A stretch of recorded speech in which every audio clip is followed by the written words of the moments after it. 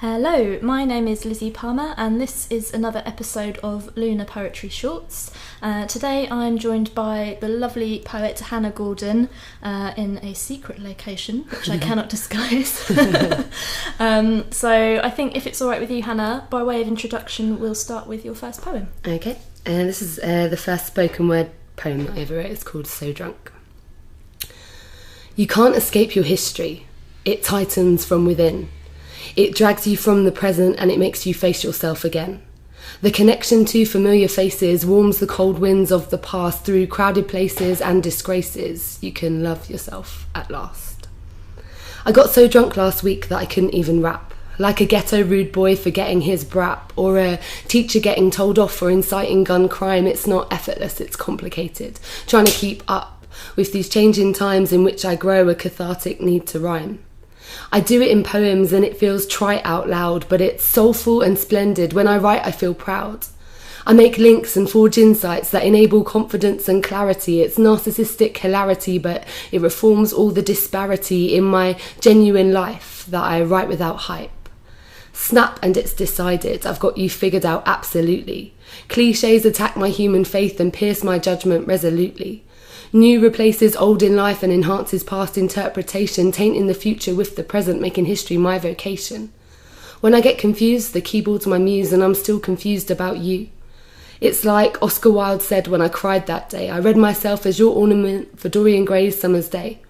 'Cause I've been disregarded and discarded, unforgiven and departed. I've played some fucked up games and I have lived through regret and shame. Backstabbing and lies, bare jokes and dry eyes, fuckeries and gluttony. I try to learn from it all, sympathy and victory, failure and success, and probably me rapping isn't me at my best, but I digress. Essentially, I'm an entity bound in my own mortality, a palindrome that feels at home with the open eyes of visionaries, people empowered by the power of their own vulnerability, still daring to dream big dreams, fearlessly.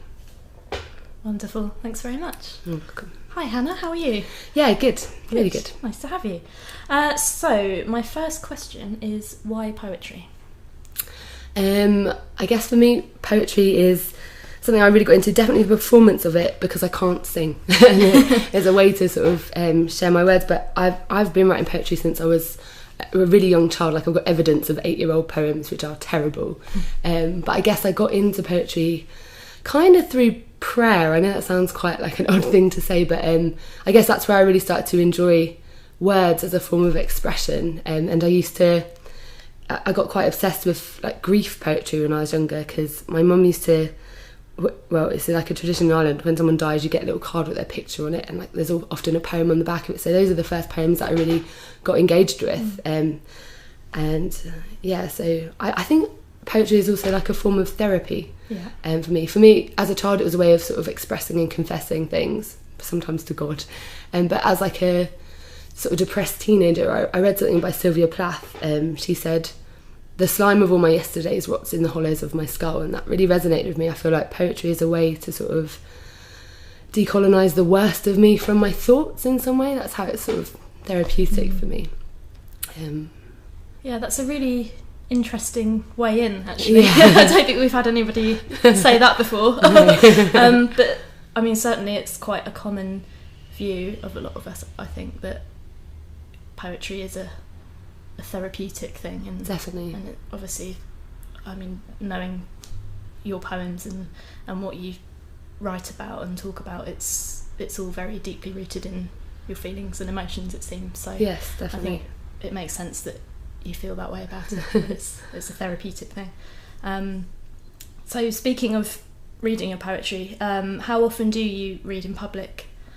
I try to perform once a week, and have been doing for almost a year and a half now. Everyone says this, but there's so many things going on in London. I often find myself like conflicted between like 3 or 4 different nights on a Wednesday, but I always go to Spoken Word London because that's my favourite one. It's the one I really started doing it at, and I just appreciate the atmosphere there, because it's different people every week. There are obviously some regulars like me, but you get like an influx of lots of different ideas and different styles, and I really enjoy that about it. I do go to Forget What You Heard kind of semi-regularly. That one, it's got very high quality, high calibre of performance and writing, but I think it could be a bit intimidating if you were just starting out to go to that one first. So. Yeah.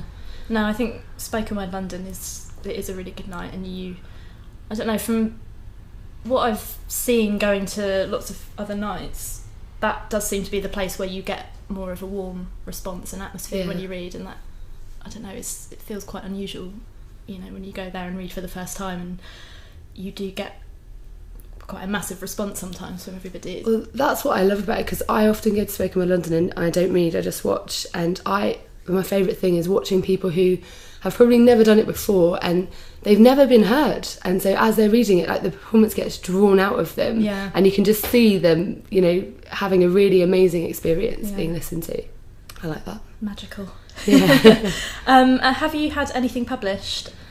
Not really. When I was about 16, I got published in like one of those internet scam anthology things. So it was like, oh, we really like your poem. Do you want to be in our book? It's like a 12-volume, like 1,000-page thing. And I never bought it, but I did get a letter which had my poem printed on the front of it, and it was like a demand for me to buy the book, which caused a lot of problems because my poem was like it was an atheist confession to God about how I didn't believe in him, and my very strict Irish Catholic mother saw it on the letter. It sort of outed me as an atheist. Yeah, it wasn't great. Bit of a disaster. Yeah, I would like to be published, but then at the same time, maybe because of that experience, I sort of feel like I don't want to lose ownership of my work. Like, I don't know if my stuff reads as well as I perform it, and that's not me saying that I'm amazing. I like to own it. I like to accentuate different parts of it. Yeah.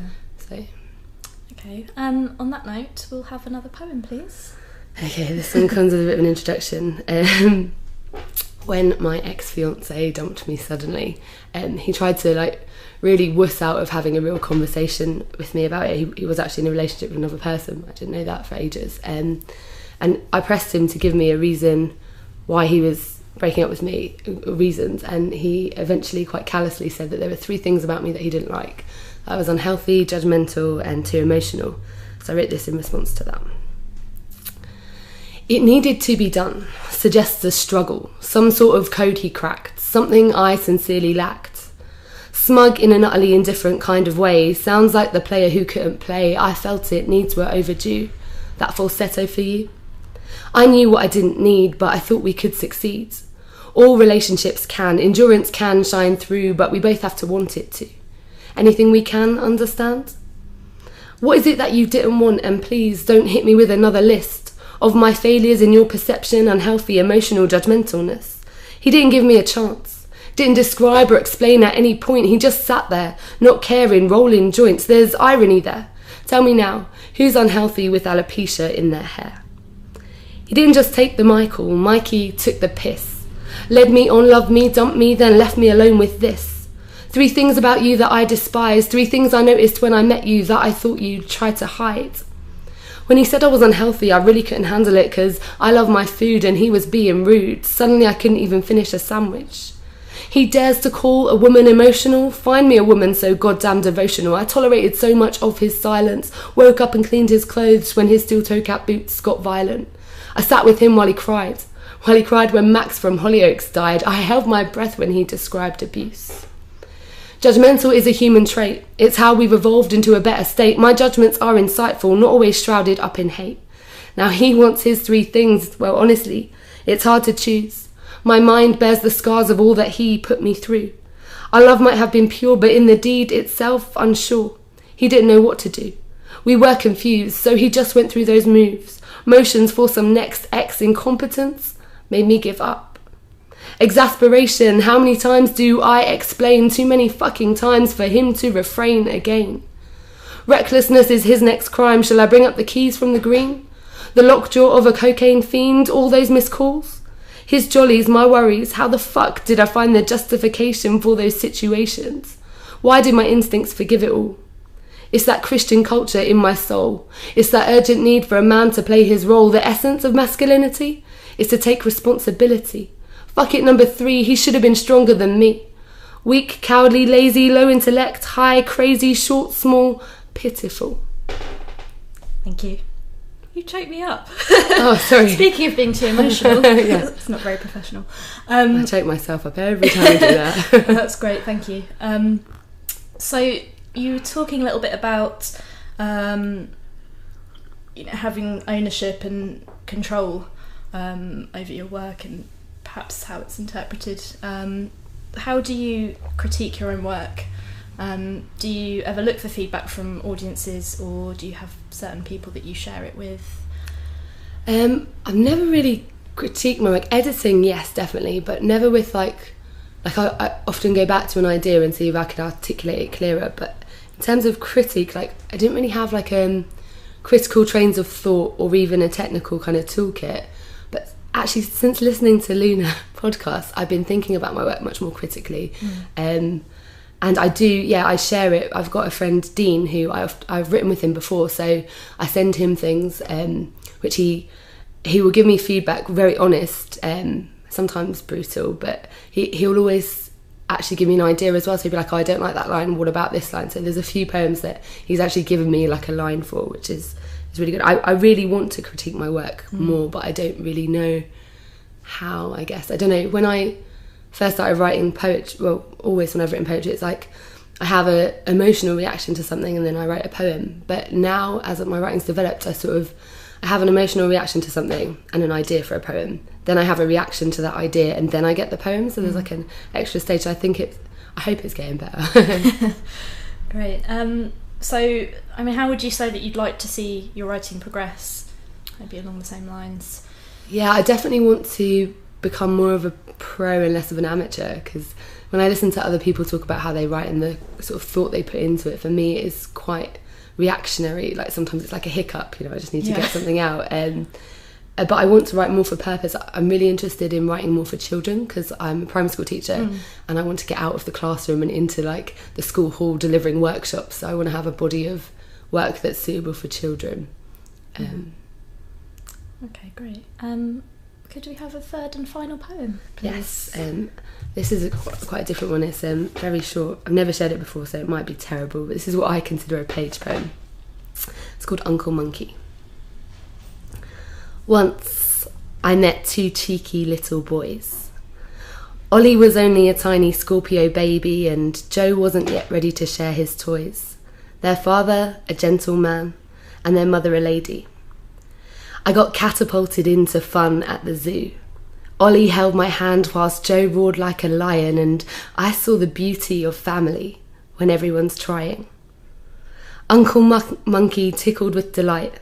Boys giggled and wriggled and played in the sun's bright light. Ollie's silly stickers decorated my passport, courtesy of Joe.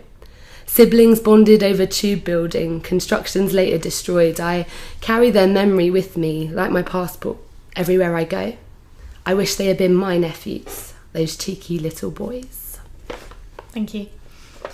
What have been the main influences over your development as a writer and or performer? Definitely in terms of writing, I grew up learning Yeats. That was a sort of family favourite because he talks a lot about the famine in Ireland. I obviously like Plath. And then I got really into hip hop, so I would count Eminem, Speech to Bell, some Australian artists, the Hilltop Hoods and Delta. They're all really great wordsmiths. They sort of inspire me. But then more in the sort of poetry performances I've been doing it, I think loads of people at Spoken Word London, just for the variety of things I've seen. So like Pat Cash, Andrea Spisto, Sarah Without an H, P.S. Artiste, Ernesto, just because they all do very different things. And maybe it doesn't show in my work that they've inspired me, but they've definitely inspired me to sort of do my own thing in some way. I also through Spoken Word London I met this my friend Virgil, or Big Virg. He lives in Barbados, but he's an amazing poet and he's very honest, very eloquent and really hard hitting. He's not afraid to offend people in his work, and that really inspires me. I really enjoy that. Yeah. So final question. Have you got anything you can recommend to our listeners to go and see? Anything you've read recently or watched? It doesn't have to be poetry related, just anything that's recently inspired you, other than what you've already mentioned, obviously. Just general recommendations. Spoken Word London, I'd recommend. I recommend Science Found a Tongue. I recommend listening to all these Lunar podcasts because they're really, really interesting. My favourite one's the Live Winter one. My friend Virgil, bigverge.com, and my friend Dean as well. He's just doing this poetry collective called Typeface with Jake Whitehall, Becky Moses and a few other people, so it'd be interesting to see what they do. But that's my recommendations. Great. Well, thank you very much, Hannah. It was lovely having you. And thanks everybody for listening.